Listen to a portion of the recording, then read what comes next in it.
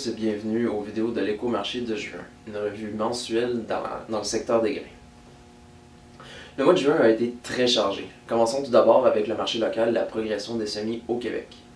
Le retard des semis a largement diminué et presque tous les grains ont été semis à la mi-juin.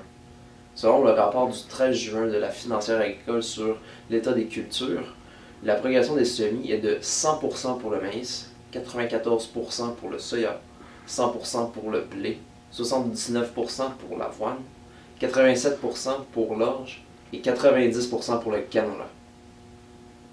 En ce qui a trait aux bases, celles du maïs se sont appréciées malgré le raffermissement du dollar canadien qui lui est passé de 74 sous à 77 sous US. Puis, il y a eu les données sur les superficies ensemencées par Statistique Canada. On se doutait qu'avec le printemps que nous avons connu, les données du 29 juin allaient être très différentes des intentions d'ensemencement du 21 avril dernier. Au Québec, on a annoncé plus de soya que de maïs, et même que le soya est devenu la culture la plus importante au Québec, en termes de superficie évidemment. Celles de l'avoine ont fortement chuté à un creux historique.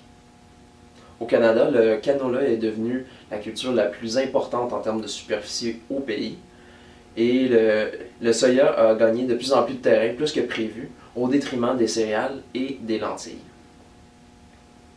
Aux États-Unis, il y a eu 3 rapports importants qui ont été publiés. Le premier concerne l'offre et la demande dans le secteur des grains.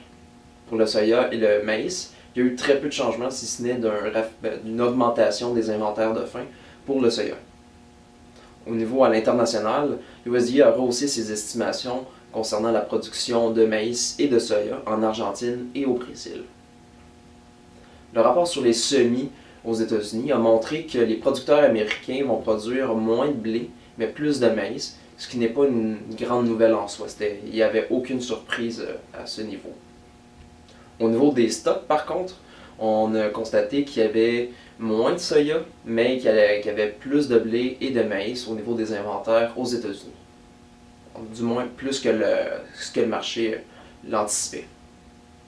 Ce fut un bref tour de la revue mensuelle de l'actualité dans le secteur des grains. J'espère que cela vous a plu. Si vous voulez en connaître davantage, je vous invite à consulter notre site internet au www.pgq.ca.